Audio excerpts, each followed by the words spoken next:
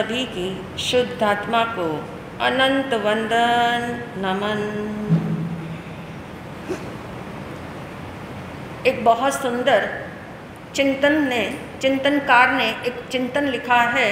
बहुत एक छोटी सी पंक्ति है, सुनने में बहुत सिंपल लगेगी, लेकिन इसका अर्थ बड़ा गूढ़ है, इसका अर्थ बड़ा गंभीर है, इसका अर्थ जो है हमारे अध्यात्म के द्वार खोल सकता है। ऐसा अर्थ लिए हुए ये सेंटेंस है माँ के कारण, माँ के कारण जन्म नहीं होता, माया के कारण जन्म होता है।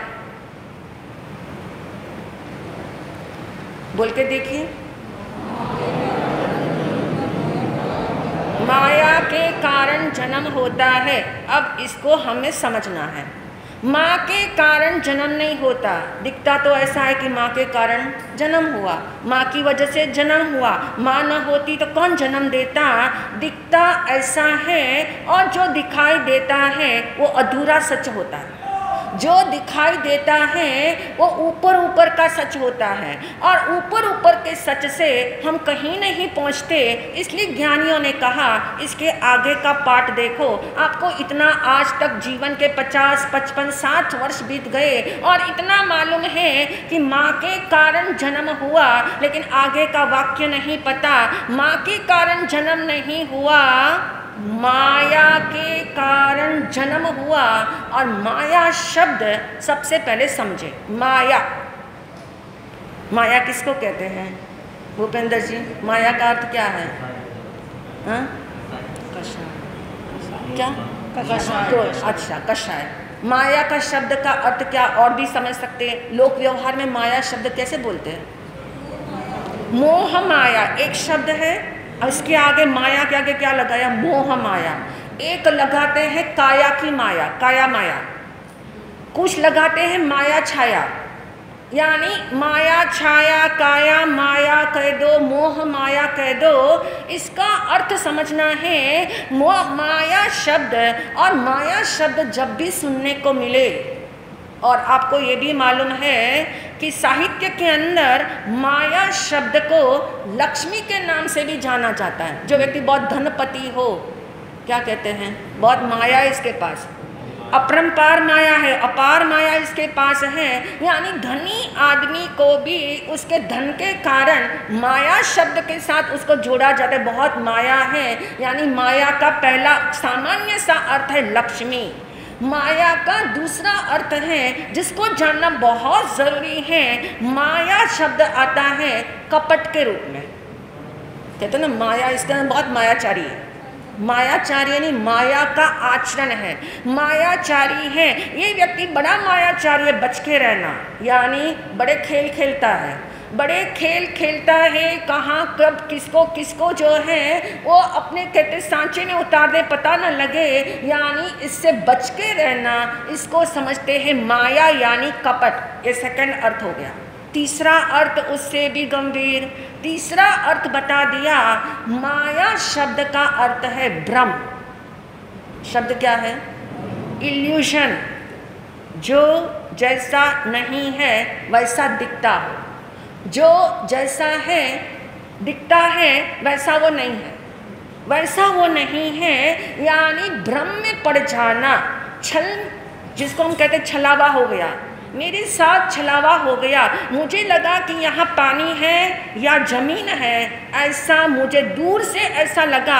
सनलाइट इतनी आ रही थी आँखों के ऊपर कि पता नहीं लगा कि पानी है या मार्बल है, और मैंने जो है पानी के अंदर जोर से पैर रखा और फिसल गया।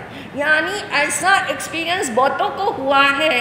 कई बार जब इल्यूशन हो जाए, यानी कहते हैं दृष्टि भ्रम। इसको शब्द क्या दिया अध्यात्म में? दृष्टि भ्रम। दृष्टि में क्या हो गया? भ्रम हो गया। दृष्टि यानी विजन। एक दृष्टि का नाम विजन है, लेकिन और एक दृष्टि है जिसका नाम है बिलीफ। बिलीफ यानी श्रद्धा, मान्यता। आप क्या मानते हो? आपकी मान्यता के अंदर यदि आपने उल्टी मान्यता रखी, विपरीत मान्यता रखी, तो आप विपरीत मानना शुरू कर दोगे, तो इसको कहा जाता है दृष्टि में भ्रम पैदा हो गया। दृष्टि भ्रम शब्द जो है वो माया के साथ जोड़ा जाता है। आत्मा में सुख है, लेकिन आत्मा में सुख लगता नहीं है। और सुख कहाँ लगता है? सुख कहाँ लगता है? बाहर। सुख बाहर लगता है, सुख वस्तुओं में लगता है, सुख जो है घूमने फिरने में लगता है, सुख एंटरटेन में लगता है। यानी ऐसा हमने माना, ऐसा हमारा मानना जो है नहीं और मानना, उसका नाम क्या है? दृष्टि भ्रम, जिसको हमारे अध्यात्म के अंदर शब्द दिया है, स्पेशली जैन फिलॉसफी ने ये शब्द दिया है मिथ्यात्व।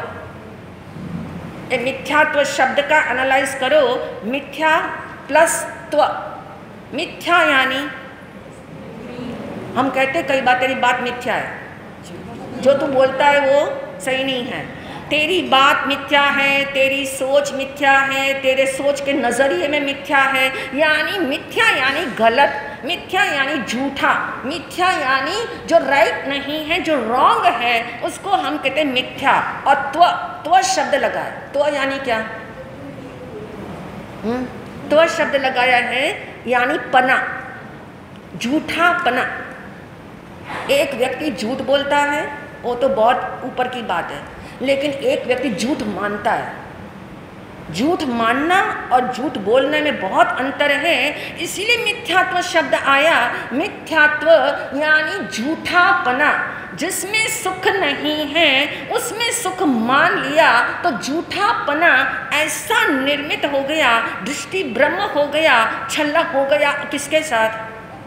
अपने साथ। अनादि काल से यही छल करते आ रहे हैं और यही अपराध हमारे द्वारा हो रहा है कि मेरी दृष्टि में क्या आ गया? भ्रम हो गया। मेरी दृष्टि को भ्रम हो गया, जहाँ सुख नहीं है उसको मैंने सुख माना, और जहाँ सुख है उसमें सुख मैंने नहीं माना। इस कारण परिभ्रमण हुआ, माया के कारण जन्म होता है। इसलिए कहा, बहुत सुंदर किसी व्यक्ति ने कहते पंक्ति लिखी है कि माँ के पेट से निकला और माया के पेट में चला गया। शब्द क्या दिया? माँ के पेट से निकला और माया के पेट में चला गया। इसका अर्थ क्या हुआ? जैसे मेरी दो आँख खुली वैसे ही इल्यूशन के वर्ल्ड में आ गया। ऐसे ही मुझे माया के पेट में चले जाने का मतलब मिथ्यापना जो है वही मुझे राइट लगने लगा, जबकि समझ में आए ऐसा जीवन को अवसर नहीं देते हम। बात समझ में आ सकती है, बात समझ में आ सकती है, लेकिन हम अवसर नहीं लेते, हम जीवन को पॉज नहीं लगाते। हम जिस ट्रैक पे गाड़ी दौड़ा रहे उसी ट्रैक पे गाड़ी दौड़ाते ही चले जाते हैं, कभी रुकने का नाम नहीं लेते। इसीलिए तो मेडिटेशन की ज़रूरत पड़ती है, इसीलिए सत्संग की ज़रूरत पड़ती है। जो गाड़ी आप जानते हैं पेट्रोल पंप पे नहीं रुकती, वो कितनी देर सड़क पे दौड़ेगी? सुरेंद्र जी, हाँ, जो गाड़ी समय पे यदि पेट्रोल पंप पे नहीं रुकती है उसकी अवधि लंबी देर तक सड़क पे चलने के लिए नहीं होती, वो अटक जाएगी, वो रुक जाएगी। वो रुक जाती है, क्यों रुक जाती है? क्योंकि जहाँ रुकना उसे चाहिए था वहाँ वो रुका नहीं। जो पेट्रोल पंप आया हुआ था उस पेट्रोल पंप पे गाड़ी नहीं तेल नहीं भरवाया और फिर सोते आगे भरवा लेंगे, आगे हो जाएगा। आगे का कभी नंबर ही नहीं लगा, क्योंकि इतना डिस्टेंस पे सब कुछ था कि नंबर ही नहीं लग पाया। तो कहने का अभिप्राय, जिस व्यक्ति की गाड़ी यदि सत्संग के पेट्रोल पंप पे न रुकती हो, सत्संग यानी केवल सभा में आना सत्संग नहीं है। किसके साथ सत्संग करना है? सत्संग शब्द बताता है सत्य का संग। दो शब्द है इसमें, सत्य प्लस संग। सत्य यानी कौन सत्य है? इस दुनिया में सच क्या है?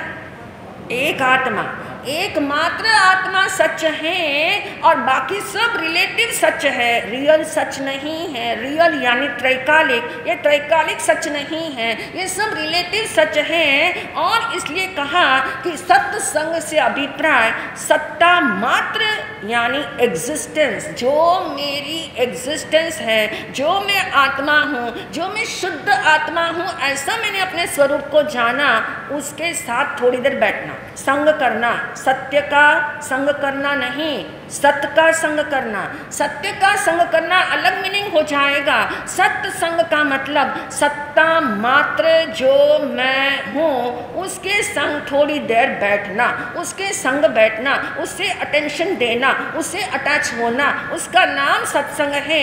यानी थोड़ी देर के लिए यदि कोई जिंदगी में पॉज लगा करके विश्राम करे, थोड़ी देर के लिए आराम करे, थोड़ी देर के लिए चिंतन करे, तो उसे अवश्य समझ आ सकता है कि ब्रह्म का जीवन जी रहा हूँ। जिस ब्रह्म वाले सुख के पीछे क्रेजी हो रहा हूँ, वो सुख कुछ नहीं है, वो क्या है?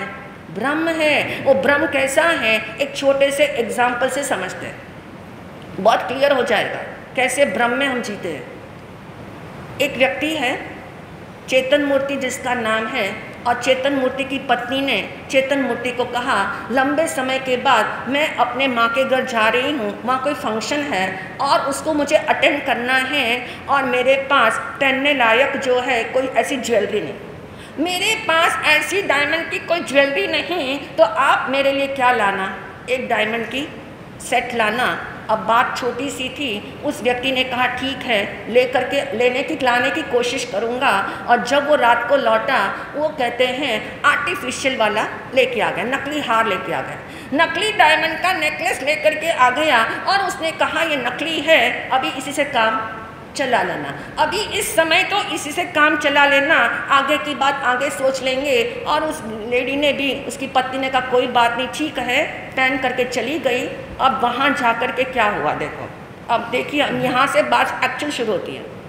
अब वो व्यक्ति वहाँ जब वो पहुँच गई, फंक्शन भी हो गया, और उसकी भाभी जो है वो देख रही कि इसका नेकलेस बहुत सुंदर है, वो देख रही है कि इसका नेकलेस बहुत सुंदर है। उसने भी अपने पति से कहा कि मेरे लिए ऐसा ही सेम टू सेम क्या लाना, नेकलेस लाना।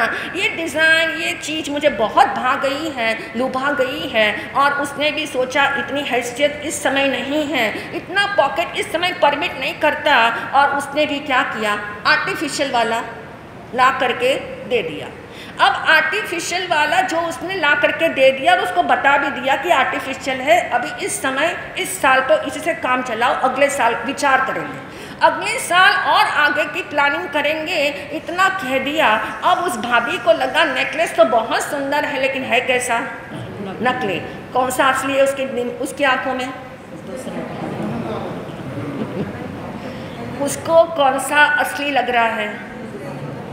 जो सामने वाली का है, जो उसकी ननद का है, उसको क्या लग रहा है? ये असली है, ये असली है, और मेरे पास नकली है। अब माइंड में कहते हैं एक साइकिल चल पड़ी, विकल्पों की, विचारों की साइकिल चल पड़ी। साइकिल ही नहीं चली, आंधी चली, और उस आंधी का ऐसा प्रभाव रहा, ऐसा प्रभाव रहा, मौका देख करके उसने रिप्लेस कर लिया। क्या किया? चेंज कर लिया। उसने अपना हार वहाँ डाल दिया, उसका हार क्या कर लिया, अपने पास रख लिया, और संतुष्ट हो गए कि मेरे पास कौन सा आ गया है? असली। अब देखिए, चेतन मूर्ति की वाइफ को कुछ नहीं पता है, वो बिल्कुल समझ नहीं पाई है इस बात को, और वो सोच रही मेरा ही नेकलेस है। अब उसके मन में भी एक आंधी चली।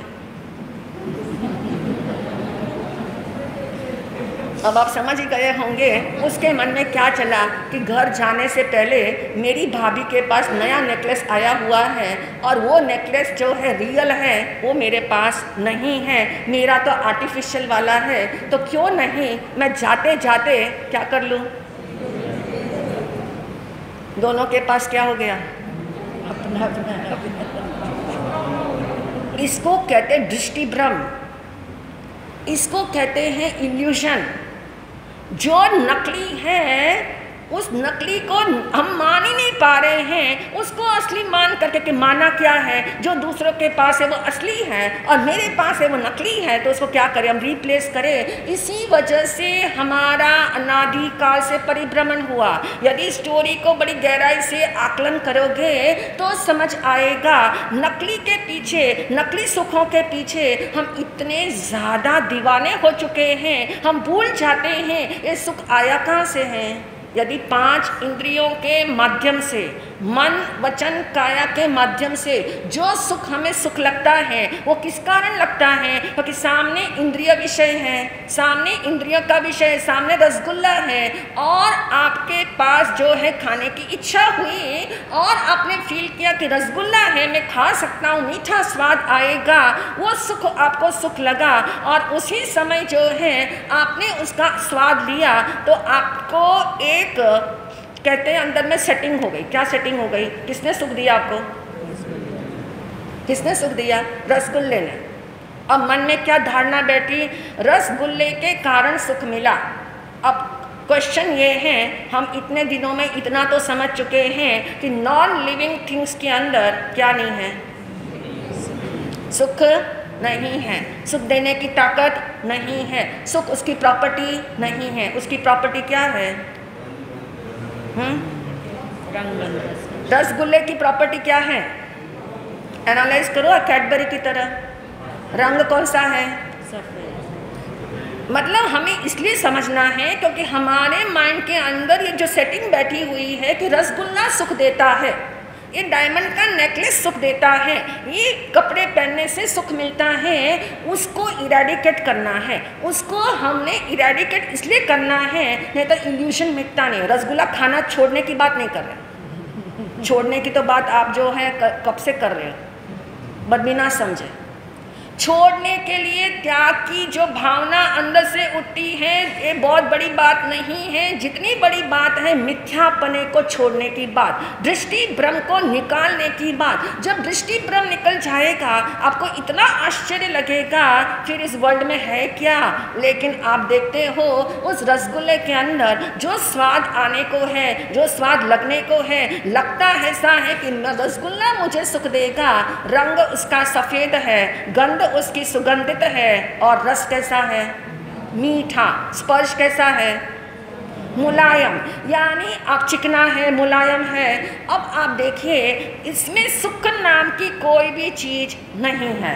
तो जो रसगुल्ला खाने से मुझे अच्छा लगेगा, मुझे अच्छा लगेगा यानी मुझे सुख लगेगा, सुख नहीं लगता। सुख जैसा कुछ लगता है, सुख जैसा भी कुछ नहीं लगता वो दुख ही है। सुख जैसा भी कुछ नहीं लगता वो भी दुख है। उसकी मात्रा बढ़ा दो दुख शुरू हो जाएगा। क्योंकि दुख जब पहला रसगुल्ला खाया ना तभी बड़ा अच्छा लगा, पहला रसगुल्ला खाया बहुत अच्छा लगा, लेकिन तब जो है दुख का परसेंटेज क्या था? कम मात्रा में था। आपने क्वांटिटी बढ़ाई, आपने एक से दूसरा खाया, दूसरे से तीसरा खाया, जैसे आपने संख्या उसकी बढ़ाई कि बहुत अच्छा लग रहा है तो इस सुख को बढ़ा दो। ये सुख, इसमें सुख है तो उसको बढ़ा दो। और जैसे आप बढ़ाने लग गए कि क्या हुआ? जो दुख के अंदर में जो कहते हैं कोशंट था, दुख का परसेंटेज था, दुख का रेशियो जो था वो क्या हो गया? वो विकसित हो गया। इसलिए कहते हैं दुनिया में 2 सुख नहीं है। कितने सुख हैं? अभी तो आप सुन रहे थे टेम्पररी सुख है, एक परमानेंट सुख है। 2 सुख हो गए कि नहीं हो गए? हाँ, अब आपके लिए एक होमवर्क ही दे देते हैं चिंतन करने के लिए। सुख 2 है या नहीं? नंबर 1 अशोक जी चिंतन करके लाना, सुख 2 है या नहीं। ऐसे ही चिंतन ये भी करना, दुख भी 2 है या नहीं। क्योंकि सो कॉल्ड सुख हम कहते हैं ये भी एक रिलेटिव सुख है, टेम्पररी सुख है। नाम हमने कितने सारे बना दिए, ठीक है, वो एक समझ में आ रही बात, लेकिन वो भी एक सुख है। और एक आत्मा वाला सुख है जिसको हमने परमानेंट नाम दिया। अब प्रश्न ये है, चिंतन ये है, क्योंकि आगे अब हमने जो चैनल चलाना है वो 7 नंबर वाले सुख का चलाना। 7 नंबरी सुख जो है वो जब समझ में आएंगे तो धीरे धीरे जो ग्लू जहाँ जहाँ लगा हुआ है वहाँ से हटना शुरू करेंगे। इसीलिए शब्द दिया माया।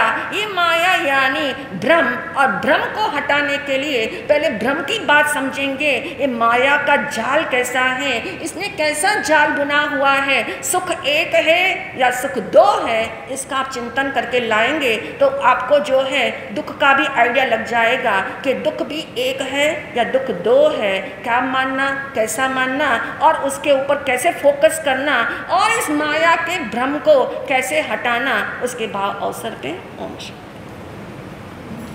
आज का सामूहिक तप है विनय।